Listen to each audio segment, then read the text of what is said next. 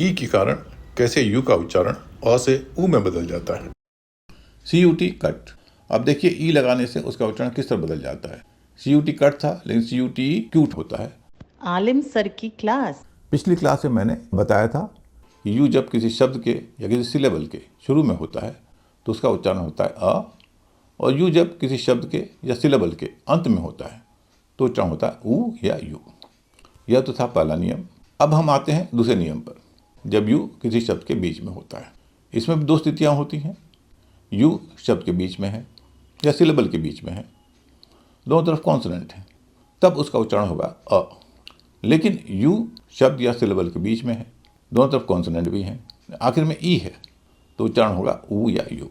तकनीकी भाषा में कहें तो CUC consonant you consonant, CUC की स्थिति हो तो उच्चारण होगा अ, और CUCE की स्थिति हो कॉन्सोनेंट यू कॉन्सोनेंट और बाद में ई तो उच्चारण होगा ऊ या यू। आइए उदाहरण देखते हैं। CUT कट, यू बीच में है, दोनों तरफ कॉन्सोनेंट है, उच्चारण हो रहा अ। RUN रन, JUMP जंप, ये तो थे छोटे शब्द, सिंगल सिलेबल के शब्द।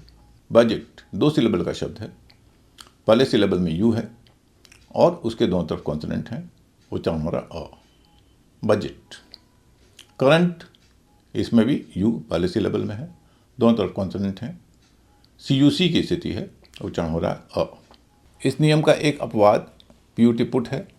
PUT पुट का उदाहरण कई लोग देते हैं यह कहने के लिए कि BUT बट होता है और PUT पुट होता है, तो अंग्रेजी में तो कोई नियम है नहीं, लेकिन अंग्रेजी में भी नियम है। आज भी उन नियमों की बात कर रहा हूँ कि जब यू दो कॉन्सोनेंट के बीच में होता है तो उसका उच्चारण होता है अ। पुट है, ट्रूथ है, ऐसे दो चार शब्द होंगे जो इन नियम को नहीं मानते, लेकिन सैकड़ों शब्द हैं जो इस नियम को मानते हैं। इसलिए नियम समझ के आप सैकड़ों शब्दों के उच्चारण समझ सकते हैं। कुछ अपवादों को भी याद रखना उचित है ताकि आप उनका गलत उच्चारण न करें।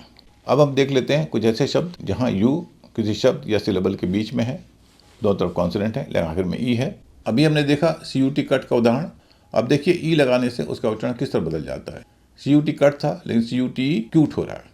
इसी तरह TUNE ट्यून, JUNE जून, IMMUNE, इसमें दो सिलेबल हैं, यू दूसरे सिलेबल में है, लेकिन स्थिति वही है, CUCE की स्थिति है, उच्चारण हो रहा है यू, इम्यून।